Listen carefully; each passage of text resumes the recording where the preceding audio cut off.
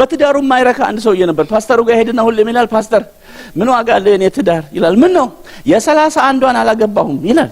የምሳሌ 31ን አላገባሁም እኔ ይላል። ሁሌ ይሄን ነው ደጋግሞ ፓስተሩ ይመክረዋል። ምን ይለዋል ተመልሶ ይመጣል። ምን ዋጋ አለው ፓስተር የምሳሌ 31ን አላገኘውም ይላል። ፓስተሩ ተበሳይቶ እንደ ያለው አንድ ቀን የኔ ወንድም የምሳሌ 31ዷ ባለ ትዳር ናት። እሷ ማግባት አትችልም፣ አግብታለች እሷ። ስለዚህ የቀበሌ 01ን አክብረህ ኖር አለው። አሁን አልኩት ይገርምሃል አላወቅኩም ነበር አለ። ምክንያቱም ሰው ራቁቱን ሲሆን አይታወቅም። ጀምረው የሚያቋርጡ አሉ። አሁን የሰውዬ ቢሞት ማን ተብሎ ነው የሚለቀሰው? ጅምሩ አንዳንድ እኔ የሚያሳፍረኝ ነገር ከራሴ ጀምሮ ማለት ነው። በጣም ዛሬ ራሱ አፈርኩኝ። መባስ ይዞ ዋለቴን መኪና ውስጥ ረስቼ መጣሁ። ፓስተር አበራ መኪና ውስጥ ማለት ነው። ምንም የለም፣ ምሰጠው ጠፋ። አዘንኩ። አንዳንድ ጊዜ መባስ ሲያልፍ እኪሳችን ያለው ካርድ ነው፣ ኤቲኤም ካርድ። ስለዚህ መባስ ሲያልፍ ምን እንላለን? እንደዚህ እለፍ አድርሰናል አይነት ነገር አድርሰናል እለፍ እንዴ። it's our pleasure። ተዘጋጅተን ነበር መምጣት የነበረብን።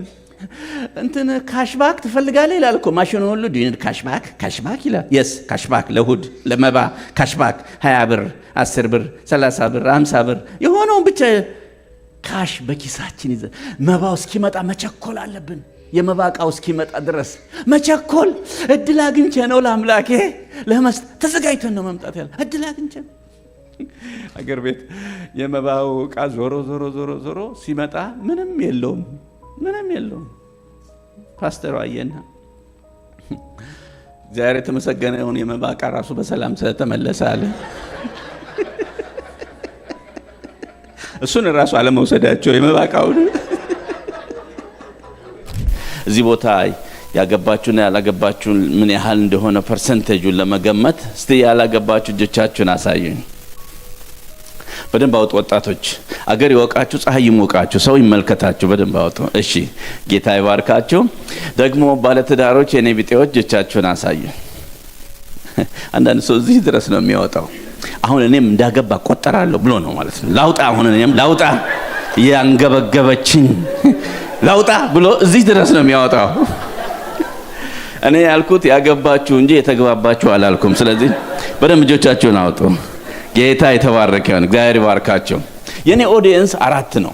ያገቡ፣ ያላገቡ፣ ግራ የተጋቡ፣ ግራም ያጋቡ። አንዳንድ ወጣቶች ደግሞ ጀምረው በየሀገሩ የሚያፈርሱ ደግሞ አሉ። ለነሱም ሰሞኑን እግዚአብሔር መልእክት አለው። ኢትዮጵያ ያሉ ጀምረዋል፣ ዩኒቨርሲቲ ያሉ ጮኝነት ጀምረዋል፣ አቋረጡ። ወደ አሜሪካ ሲመጡ ጀመሩ፣ የሆነ ስቴት አቋረጡ። ስቴት ሲቀይሩ ጀመሩ፣ እዚያም ስቴት አቋረጡ። ስራ ቦታ ጀመሩ፣ አቋረጡ። ጀምረው የሚያቋርጡ አሉ። አሁን የሰውዬ ቢሞት ማን ተብሎ ነው የሚለቀሰው? ጅምሩ በየቦታው ጀምረ እግዚአብሔር ያስፈጽማችሁ። አሜን። ለእናንተም ቢሆን ትምህርት አለ። ኢንጂነር መሆን ብትፈልጉ መማር አለባቸው። ሐኪም መሆን ብትፈልጉ ኪውማፕ፣ ነርሲንግ፣ ሲኤንኤ ማንኛውም መማር ያስፈልጋል። የ6 ወርም ይሁን የዓመትም ይሁን ከተማርን በኋላ ነው ሰርቲፊኬቱ የሚሰጠው። የጋብቻ ሰርቲፊኬት ብቻ ነው እነ ፓስተር መጀመሪያ የሚሰጡት። መጀመሪያ ሰው ሌላው ሁሉ ከተመረቀ በኋላ ነው የሚሰጠው። ጋብቻ ብቻ መጀመሪያ ላይ እዚህ ይሰጠዋል። ተመርቀን የማንወጣበት ትምህርት ቤት ነው። እየተማርክ ኑር ተብሎ ነው የሚሰጠው። በቃ እየተማርክ ኑር ተብሎ። አንዳንዱ እየተማረ ሳይሆን እየተማረረ ነው የሚኖረው። ታዲያ የጋብቻ ሰርቲፊኬት ብቻ የተለየ ነው። ሌላው ሰርቲፊኬት በሙሉ በዚህ ዓለም ላይ ከተማርን በኋላ ነው የምንመረቀው። ስንጨርስ ነው የሚሰጠን። ጋብቻ ስንጀምር ነው የሚሰጠን። ስንጀምር ሰርቲፊኬቱ ይሰጠናል። ለምን? ተመርቀን የማንወጣበት የእድሜ ልክ ትምህርት ቤት ስለሆነ ነው። የገንፎና የጉንፋን ዘመን ከ3 ዓመት እስከ 10 ዓመት፣ ከ10 ዓመት እስከ 20 ዓመት የለውጥና የነውጥ ዘመን የሚባል ነው። ማለት ባልና ሚስቱ በኢኮኖሚም ይለወጣሉ፣ በፊዚካልም ይለወጣሉ። በፊት 8 ቁጥር ብሎ ያገባት አሁን 32 ትሆናለች፣ ትለወጣለች። ብዙ ጊዜ በባልና ሚስት መካከል ችግር የሚፈጠረው ለምንድን ነው? በነገራችን ላይ ሰሞኑን እንግዲህ ስትመጡ ብዙ በልታችሁ እንዳትመጡ። ለምን ሆዳችሁ በስቁ ስለሚነፍር እና ብዙ እንዳትበሉ። እና እኔ ደግሞ ለማሳቅ ብዬ የማደርገው ነገር የለም። ሰው የሚስቀው በራሱ ነገር እንደው ገብቶኛል እኔ በራሱ ነገር እንደው ገባኝ በቃ እንጂ እዚህ ለሚያስቅ እስቲ ሶስተኛ ማሳቂያ ብዬ እዚህ ምጽፎ የለም። እግዚአብሔር አንደበቴን ባርኳል፣ ስሙ የተባረከ ይሁን። ባህሪው መጥፎ ከሆነ እለውጠዋለሁ ብላ ትገባለች። አንድ የረሳችው ነገር ግን በዓለም ላይ ከማይለወጡ እንስሳት አንዱ ወንድ ነው። ቶሎ ከማይለወጡ እንስሳቶች ውስጥ አንዱ ወንድ ነው። ፍቅርን ልበሱ፣ ጥላቻን ቀንሱ። ወገኖቼ ልብስ መታወቂያ ነው። ሶደሬ በአመት አንድ ጊዜ ልጆችን ይሄድ ነበር። አዲስ አበባ ያለው በአመት 2 ጊዜ አክቹዋሊ በየ6 ወሩ እንሄዳለን ሶደሬ። እጄ ሲረጥብ ወደ ሶደሬ ወስዳቸዋለሁ፣ እጄ ሲደርቅ ወደ አገሬ ወደ ወሎ ወስዳቸዋለሁ። እና የሚወዱት ሶደሬን ነው። ዋና ይወዳሉ። ወሎን አይወዱትም ብዙ ጊዜ አገሬን ማለት ነው። እኔ የተወለድኩበት ወደ ወሎ ልውሰዳችሁ አባዬ እዚያ ተራራ ብቻ ነው ያለው ይላሉ። ሶደሬን ነው የሚወዱት።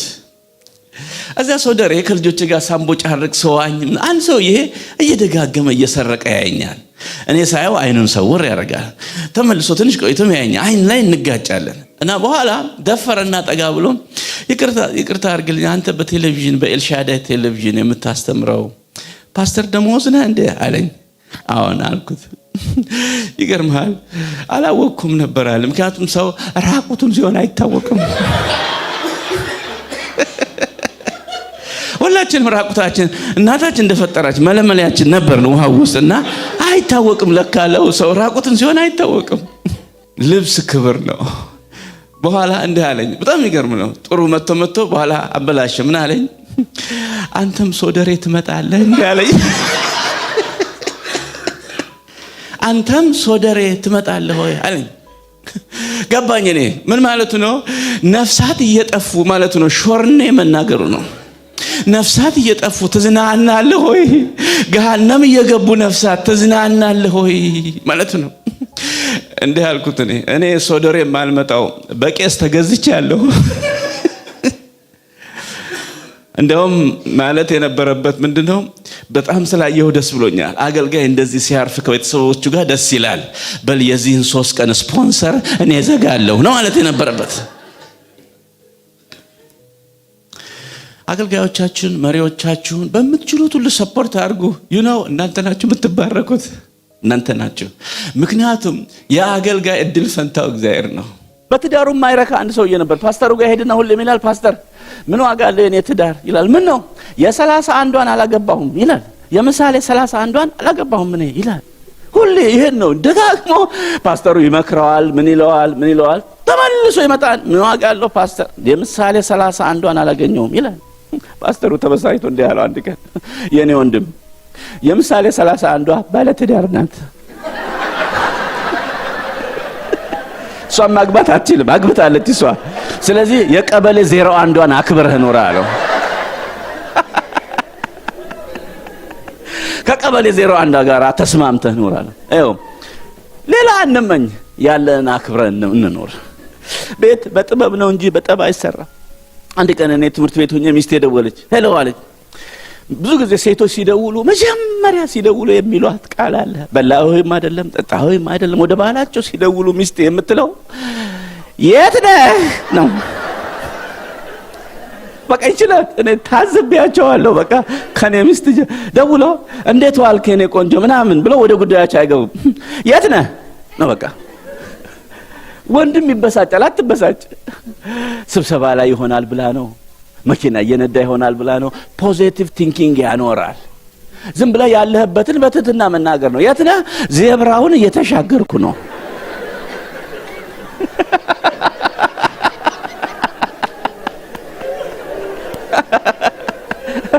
እንደዚህ የሚባል ሃይዌይ ላይ እየነዳሁ ነው። ምን ነው የኔ ቆንጆ ነው የሚባለው። አንዳንድ ወንድ ይላል የት ብዬ ልንገርሽ ከተማውን ታውቂዋለሽ እንዴ ይላል። አለቀ በቃ። ቤት በጥበብ ነው የሚሰራው እንጂ በጠብ አይሰራም። ስለዚህ የት ነህ አለች የኔ ሚስት።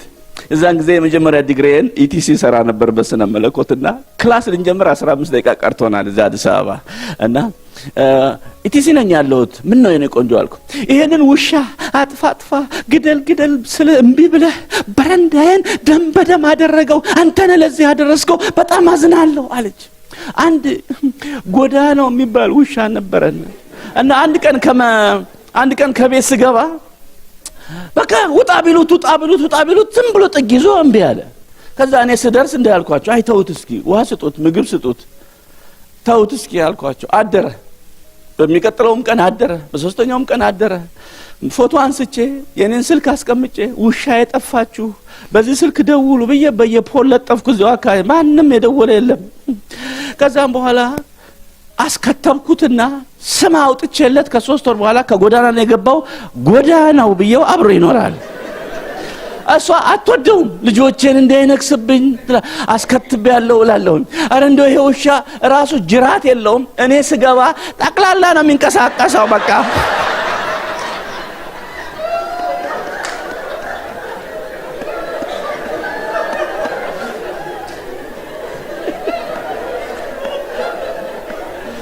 ለካ የዚያ ቀን በአጥር ሲሾልክ ጆሮውን ቆርቆሮ ቦድሶት ፈርስቴድ ፈልጎ ነው ወደ በረንዳችን የመጣው።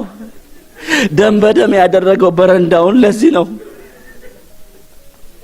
አሁን መክበድ ያለበት የውሻው መጎዳት ነው መክበድ ያለበት ወይስ በመሆኑ የሚወለወለው የበረንዳው በደም መነካት? የትኛው ነው መክበድ ያለበት? የውሻው አይደለ? የኔ ቆንጆ ያካበደችው የትኛውን ነው? የበረንዳውን አይደለ? እኔስ ማካበድ ያለብኝ የትኛውን ነው? የበረንዳውን። ከውሻ ጋር ምን ጉዳይ አለኝ እኔ?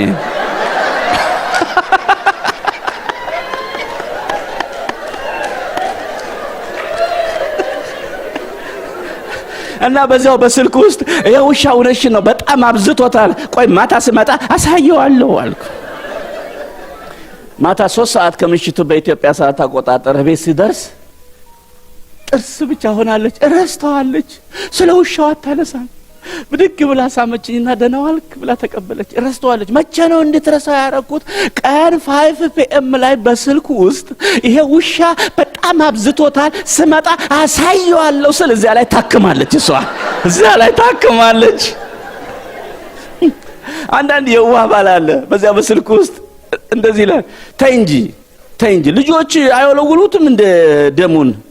የውሻው መጎዳት አይደል በጣም የሚያሳዝነው? ተይ ምሳሌ ላይ አላነበብሽም እንደ የጻድቅ ነፍስ ለእንስሳው ይራራል ይላል። ተይ ብሎ ይዘጋል። የዘራኸውን ነው የምታሳጭድ። ማታ ስትገባ ፊቷ የክረምት ሰማይ መስሎ ነው የሚጠብቀው። ብዙ አልቆየም። ከአንድ ሳምንት በኋላ ሳሚ ሬስቶራንት የሚባል አየር ጤና አካባቢ እዚያ ምሳ ጋበዝኳትና እየበላን እያለ ጥርስ ብቻ ሆናለች። አይው ሚስት ለማረም the weather of marriage የሚባል አለ። ብዙ ጊዜ ይሄ the weather ይሄ የአየር ሁኔታ የተፈጥሮ ብቻ አይደለም፣ የትዳር የአየር ሁኔታ የሚባል። የሴትየዋ የአየር ሁኔታ እንዴት ነው? ደመናማ ነው፣ ዝናብ ሊያወርደው ነው፣ ፀሐያማ ነው፣ እሱ ነው ሊመጣ ነው። የሰውየው የአየር ሁኔታ እንዴት ነው ይባላል። በዛን ጊዜ ነው ገንዘብ የሚጠየቀው። አንዳንድ አጀንዳዎች የሚፈጸሙት የአየር ሁኔታ ታይቶ ነው። እና የአየሯን ሁኔታ ሳይው ጥርስ ብቻ ሆናለች። this is the right time to correct my wife። አሁን እንደዚህ አልኩ። ባለፈው ሳምንት በጣም ነው የገረምሽኝ። የውሻው መጎዳት ነው የሚከብደው መካበድ ያለበት ወይስ በውሃ የሚወለወለው የበረንዳው ነው ስላት፣ አይ ባክተው እኔም ካለፈ በኋላ አሳፍሮኛል አለች። አየ በጊዜው ዝም ብለ ማካበድ ነው ማካበድ። ራይት ታይም ይባላል። የአየር ሁኔታ ታይቶ ነው ማረም ካለፈ በኋላ አንቺ ማረም እንጂ ወደው አይደለም። አንዱ ይሄ ነው የሚያጣላው። ሁለት ባልና ሚስቶች እየተጣሉ ያለ በመቼ ቀን ነው አንቺን ያገባሁት አለ ባልየው። ምን አልክ አለች። ማለት ቅዳሜ ነው ወይ እሁድ ነው የተጋባ ነው ማለት ነው አለ። ቆበዝ ጥበበኛ ነው ይሄ ባል። አመጣጧ ኃይለኛ ነበር። ወዳ ብላ መለስ አለች። ለወንዶች አንድ ሚስጥር ልንገር። ሚስት ዝም ስላለች አገር ሰላም ነው ብለ እንዳትታለል። በሁለት ምክንያት ነው ዝም የምትለው። አንደኛው ብላ ብላ ብላ ብላ አቅቷት ደክሟት እሱ በድንጋይ ላይ ውሃ ማፍሰስ ነው መቼም አያሻሽልም ብላ ነው። አንዳንድ ወንድሞኝ ነው የኔ ሚስት መሬት ናት ይላል። የዋ ወንድሜ መሬትም የቆሬ ልጆች ውጣለች። የትግስቷ መጨረሻ እስኪደርስ ነው። አንድ ቀን ጉር ትሰራለች። ስለዚህ ቼክ አርግ በየጊዜው። ሁለተኛው ደግሞ ዝም የምትልበት ምክንያት ሁለተኛው የጌታን ጊዜ እየጠበቀች ወይም ነገር ሴቭ እያረገች ነው። አው ሴት ወይም ሚስት ነገር ሴቭ የምታረግበት የነገር ባንክ አላት ይባላል። ከባሏ የሰማችው ሁሉ ድንገት አትፈነዳም። ትሰማለች፣ ሴቭ ታረጋለች። ትሰማለች፣ ሴቭ ታረጋለች። ለምሳሌ እስቲ ልጁን ጠብልኝ፣ አይኔ ደክሞኛል ይላል። ሴቭ ታረጋለች።